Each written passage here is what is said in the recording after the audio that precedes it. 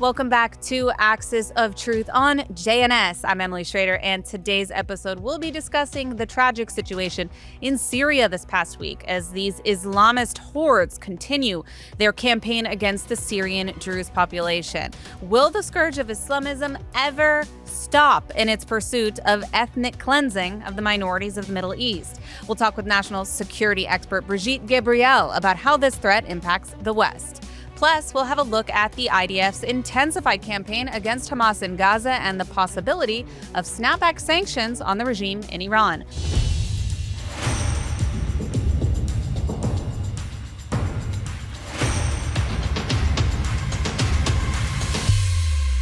It was a bad week for children's stars. First off, Elmo's social media account was hacked by a raging anti-Semite who used the opportunity to say obscene anti-Semitic things, but that wasn't the end of the Jew hatred from kid stars.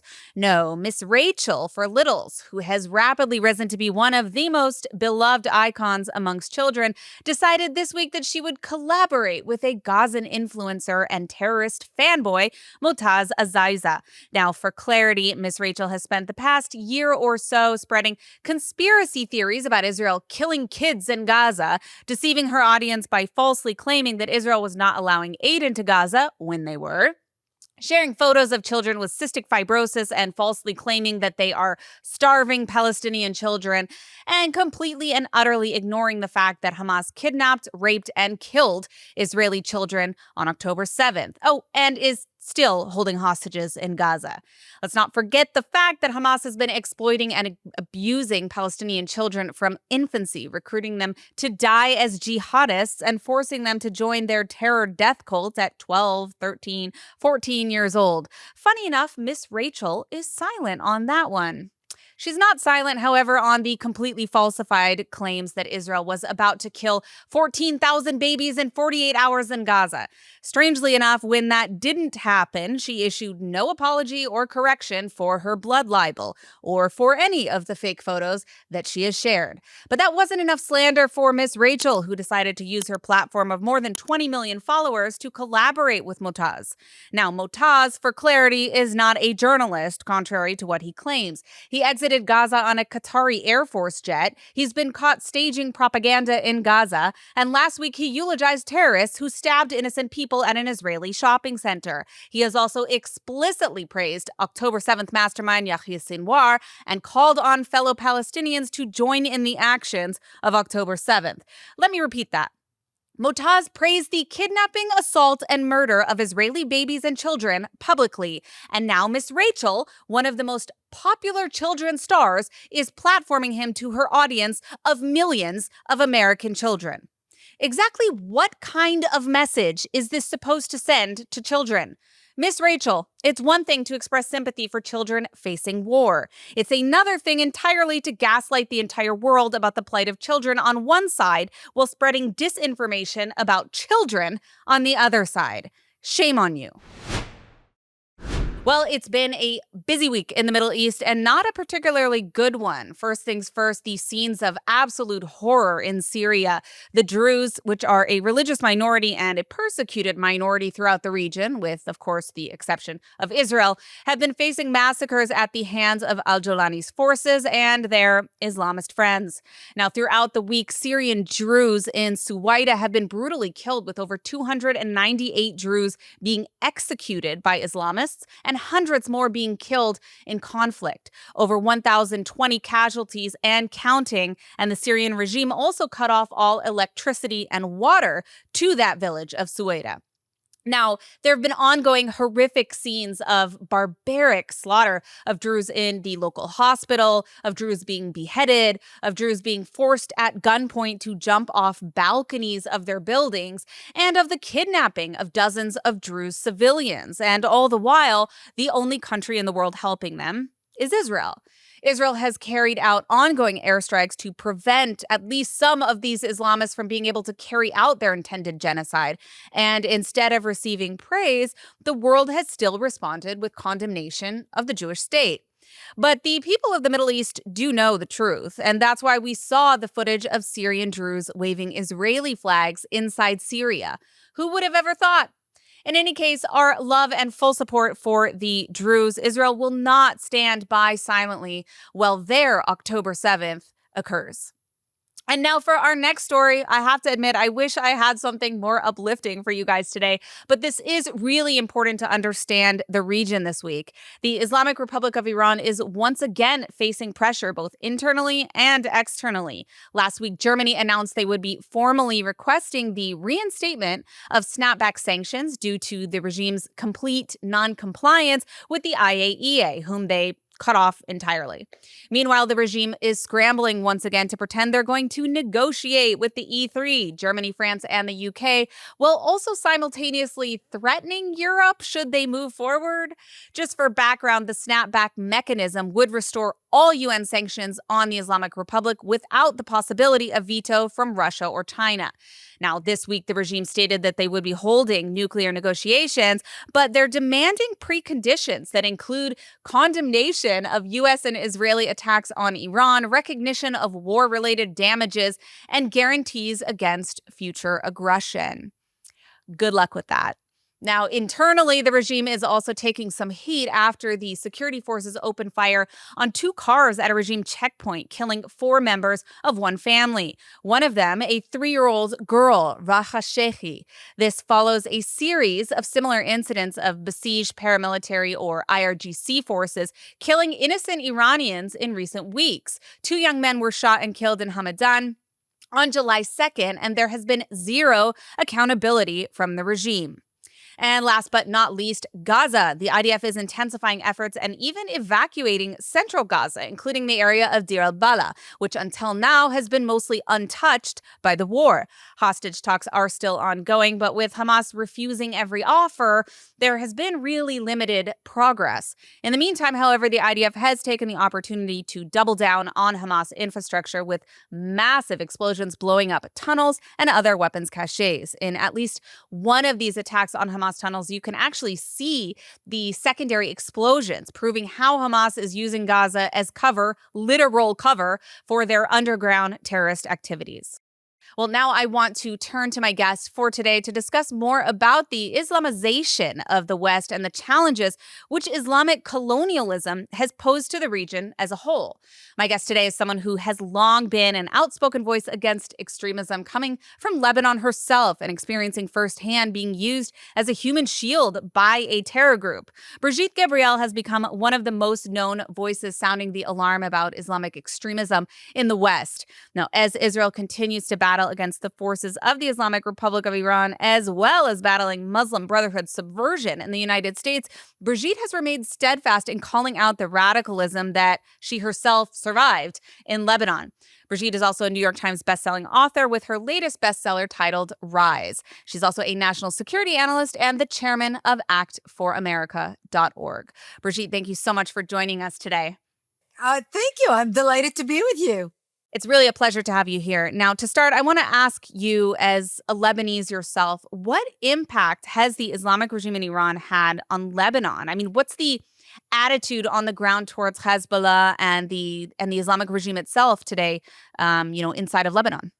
Well, Iran looked at Lebanon back in 1979 when Khomeini came to power, and they realized, there are all these Islamic small groups, independent groups operating in Lebanon by themselves.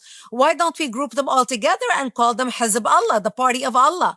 And that's how they started. And actually, in the beginning, they started buying influence. So they would go to a man who's got 4 daughters, and they would say, we will pay you $100 a month if you would put a hijab, a headdress, on your wife and your daughters. So it was an extra way to make money. And, because they were Muslim Shiites, they thought, sure, no problem. I can make some extra money and I can dress my woman in hijab.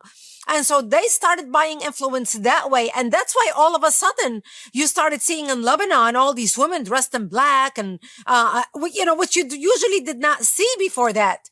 And that's when Lebanon began literally falling apart, because the influence of Hezbollah grew stronger and stronger and stronger. And because they get married to multiple wives and have multiple children, the Shiites are allowed to marry up to 4 wives at a time, and they can only divorce. They have a marriage in between called the pleasure marriage for 24 hours. And so at all times, they can be married to 4 women. And so they just multiplied and had a lot of children in a way that the Christians Lebanese or even the Sunni Lebanese could not compete with that. And that's how their influence grew. The Lebanese army is infiltrated. 50% of the Lebanese army are Shiite Muslims. And so this is why, I don't trust the Lebanese army that much.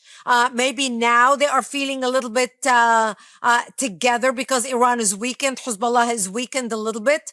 But it's a problem for Lebanon. And we are hoping that right now, under the leadership of Joseph Aoun, the new president of Lebanon, who is a Maronite Christian, that maybe he will be able to disarm Hezbollah, being that he used to be the head of the military, the Lebanese military in Lebanon. Now, I want to switch gears a little bit to U.S. and European campuses. We know that billions has been poured into subversion ops by Qatar and the Iranian regime. And we also see these massive protests to an obsessive level, allegedly supporting Palestinians. Of course, the reality is that these movements are supporting Hamas and other terror groups. Can this be stopped? I mean, what is your message to these students who are spearheading this Marxist, Islamist, unholy alliance today in the Western world? Well, hopefully now that the Jewish community in America woke up and started becoming more active, we will see the deterioration or at least the slowing down of these Islamic groups. Because believe it or not, it was the Jewish community in America that encouraged the growth of the Muslim student associations on college campus. And when I wrote about it in my first book that came out in 2006, titled Because They Hate, and I spoke about the Muslim Student Association and the growth on American college campuses and the money at that time that was being funneled to our universities. I have a whole chapter dedicated to it in my book, which was written in 2005 and came out in 2006. At that time, the ADL, the Anti-Defamation League, went after me as if I was the enemy to silence me. They not only tried to silence me, but they shut me down out of speaking at any university, including any military college, where I was warning about the growth of the radical Muslim student associations on college campuses. So, the Jewish people are good people. They want to believe the good in all people. They do not want to judge other people. They hope that by showing the Muslim students that we are nice, we are standing with you, we're not going to allow anybody to discriminate against you, ended up building the Goliath, ended up building the monster who finally is trying to eat them right now. So my organization and I have been working on stopping the expansion of the Muslim Student Association and their influence and their recruitment of American kids into their brainwashing of, the Islamic world is the underdog, Israel is Satan, America is a colonial organization, country. And so hopefully now, after the massacre of October 7th, and the whole world, watching what happened to the Jews, and then watching the anti-Jewishness. I don't even want to call it anti-Semitism, because anti-Semitism doesn't put a face on it. But when you talk about the anti-Jewish people, the hatred of Jews, which is exactly what happened during the rise of the Nazi regime, where they demonized Jews, whether they practice their religion or not. I know a lot of Jews who don't even identify as Jewish. They before October 7th, they don't want to have anything to do with Israel. But now they are waking up, and now they are realizing that while we stood up with Black Lives Matter, the day after October 7th, Black Lives Matter stood up with the Palestinians, not with the Jewish victims. While we stood up with the Muslim Student Association, the Muslim Student Association were cheering Hamas instead of standing up for the rights of the Jewish students on college campuses. So we are seeing a little bit of an awakening in the United States, where those who were opposing people like me and vilifying people like me, who were sounding the alarm about what was happening on American college campuses, are now waking up to say, you know what? Maybe Brigitte Gabriel was right. Maybe she was making a point, and now is the time to wake up and fight it. But Emily, It's easier to fight cancer when cancer is at stage 2. It's much more difficult to fight cancer when cancer has been allowed to spread and continue growing to get to level 4. Now, I want to ask you about the alarming trend that we're seeing actually on the right. It seems that Qatar has poured an absurd amount of money into some of these conservative causes, and the recent comments by figures like Tucker Carlson, Candace Owens, and others are increasingly conspiratorial and more concerning. They're sanitizing Islamist terror.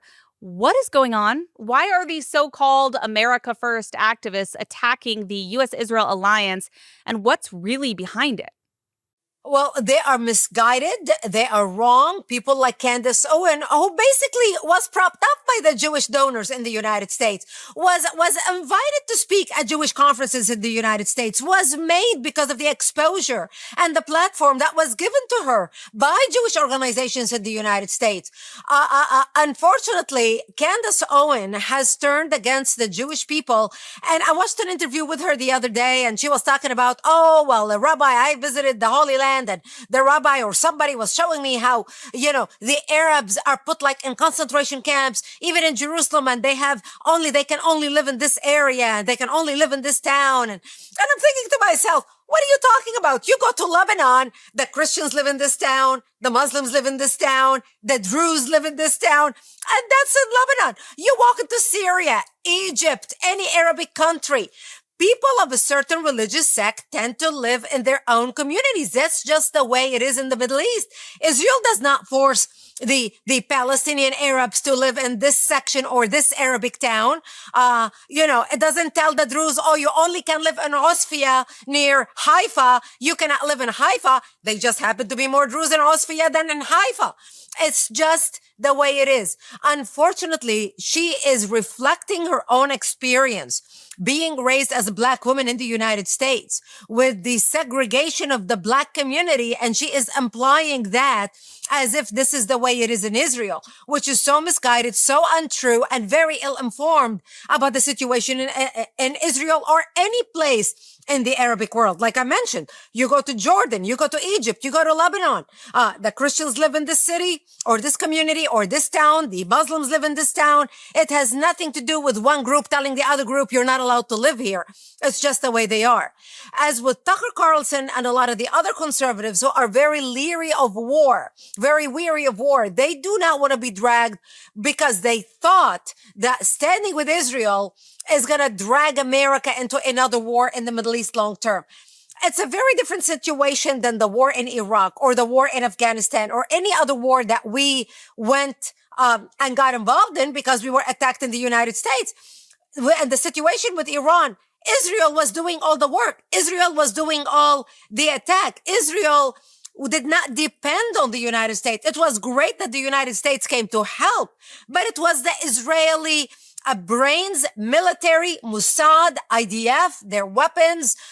It was an Israeli operation, and Israel could have done it with or without America. It was just done better with America, cost less lives lost, and was 100% effective. And so I guess the people on the right who were very concerned about being dragged into another Middle Eastern war, one, underestimated the power of perception in the Middle East and the power of Israel, which I'm so glad Israel showed the whole world that Israel is back. Israel is strong. Israel is the same Israel of 1967 and 1973 that win wars. And they go out to destroy their enemy.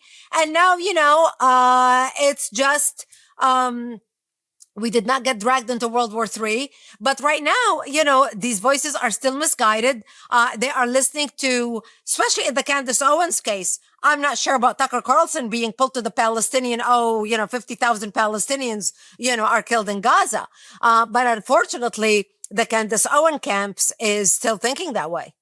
Well, media has become such a large part of the wars in the region today. And at the head of this in the Middle East is Qatar's Al Jazeera network. Well, the West is really eating up Al Jazeera's reporting. This network has had employees who were members of Hamas, who took part in October 7th. And as you know, they have a long track record of supporting terror groups, including Hezbollah, explicitly.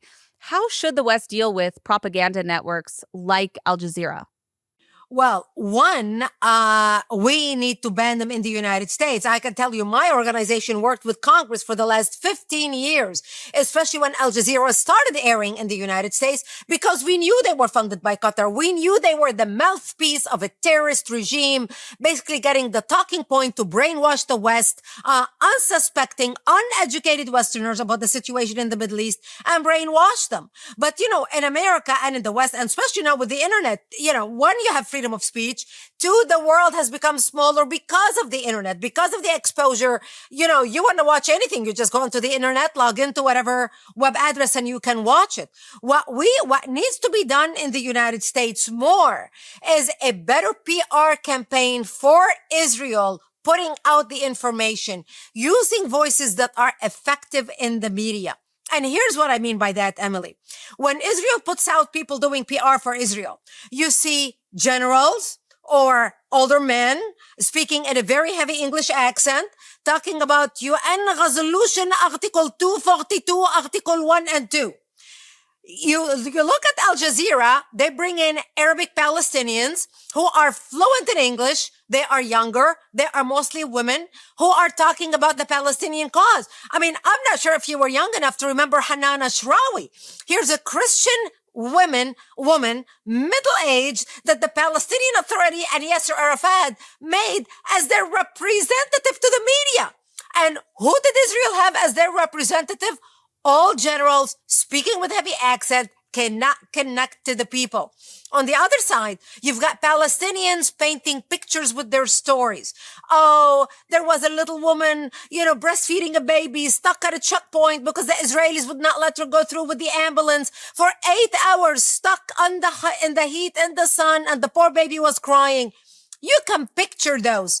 You cannot picture UN Article 242, Resolution 1 and 2. So we need to stop talking legal mumbo jumbo and dumb it down to paint pictures about the Israeli little children who are being killed by Hamas, the Israeli little children who are so terrorized because while they're playing on the playground, they have so many seconds to run to a bomb shelter when they hear the sirens going off. We need to see more of these images out on the world stage in order to tug at the heart and the emotions of people who are watching this. Because let's face it, people, humans, human nature identifies with emotions. They don't identify with empty words. I can tell you, I've got 2 New York Times bestsellers. My first book, which came out in 2006, was titled Because They Hate. And it's about my life story, leaving Lebanon, going to Israel, living in Israel, and then coming into the United States. And I painted pictures with my words. I talked about my life story. My second book, They Must Be Stopped, Why We Must Defeat Radical Islam and How We Can Do It, came out in 2008.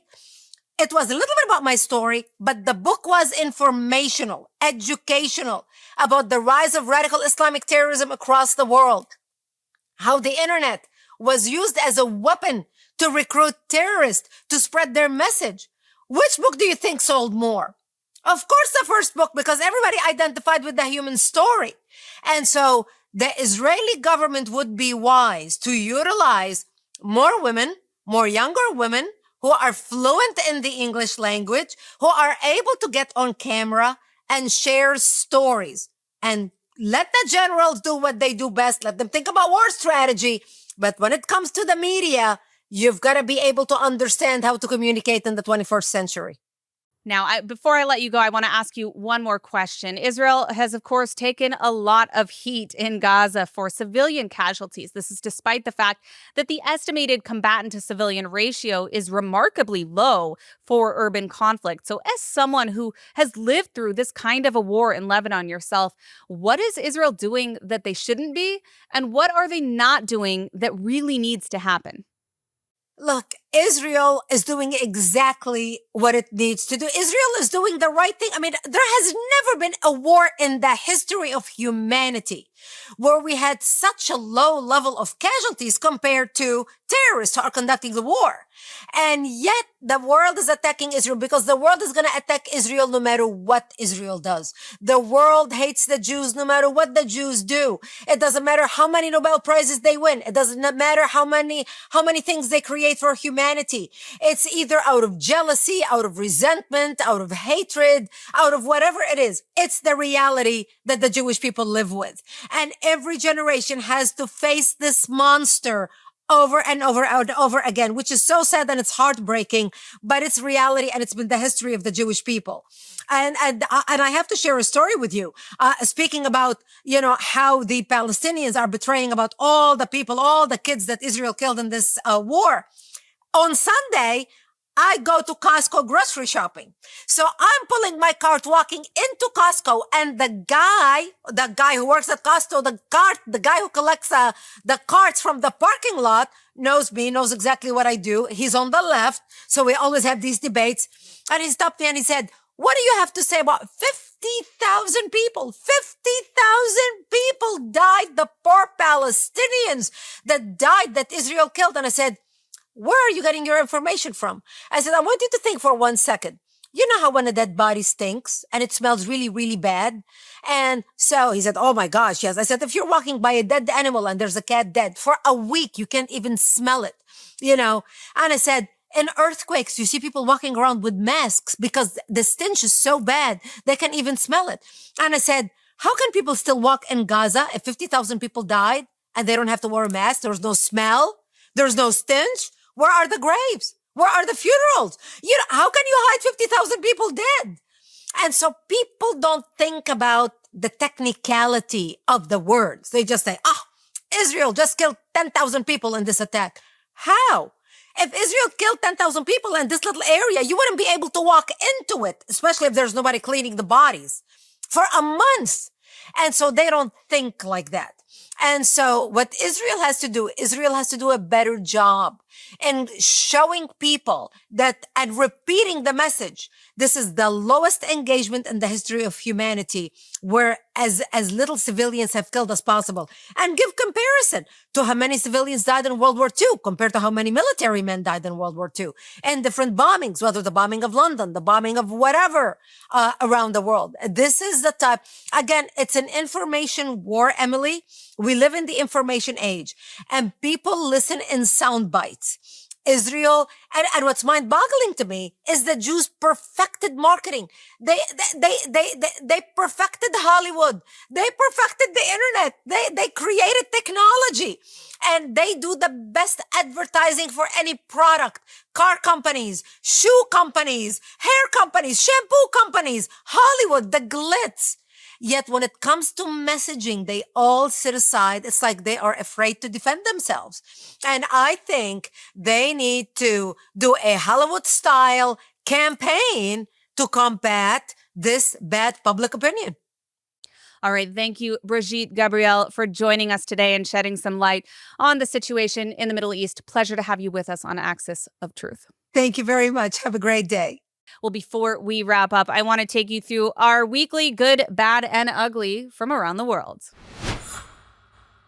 First, the good. Yes, there actually is some good news this week. Marjorie Taylor Greene, one of the American right wing's token anti-Semites who famously complained about Jewish space lasers, proposed an amendment in Congress to cut missile defense funding to Israel. The vote ended up being 422-6. Talk about a spectacular failure. And yes, those 6 votes in favor of her ridiculous amendment were all from the usual suspects. Well, there's never a shortage of useful idiots when it comes to the Palestinian cause, and this week was no exception. In Sweden, a rally was held to hate on the Jews, where the activists hung effigies of Jews in concentration camp uniforms. Nice touch. Now, how exactly hanging Jews helps Palestinians? I guess I'll leave that for you and the rest of the anti-Israel activists to ponder. And finally, the ugly. This week it was revealed that Sob Media Center, in conjunction with the Islamic Republic of Iran Broadcasting, which is currently sanctioned by the US for human rights violations, brought a group of Western influencers to the Islamic Republic for a propaganda tour. Now, participants included Richard Medhurst, who has been under investigation for terrorism by the UK, Jennifer Coonings, a nurse who was fired for denying sexual violence committed by Hamas on October 7th, and Kala Walsh, who used to be a fairly successful Democratic Party organizer. Now, however, she's apparently given in to full-time Jew hatred and the celebrations of gender apartheid and terrorism. Let's take a look. I think it is the greatest honor of my life to be visiting the Islamic Republic of Iran right now in this moment where it is under genocidal siege by the United States, by the Zionist entity. It is a great honor to be surrounded by the indigenously produced drones and missiles and military equipment that are actively resisting this genocide. As Kala stated, the propaganda tour included visits to IRGC military exhibitions to see the indigenously produced drones, whatever that means, meeting with the chairman of the regime's National Security and Foreign Policy Committee, I guess because none of the nuclear scientists were available. I wonder why. In any case, let's hope the U.S. administration takes appropriate action upon Kala's return to the United States and any of the other influencers who decided to shill for the world's biggest sponsor of terrorism. And that's a wrap for this week on Axis of Truth. Of course, we'll be back next week with more discussions and stories that impact the world from the Middle East all the way to the West. I'm Emily Schrader. Be sure to follow me on social media, Emily K. Schrader or Emily in Tel Aviv, and subscribe to JNS. Thank you for watching and see you next week on Axis of Truth, only on JNS.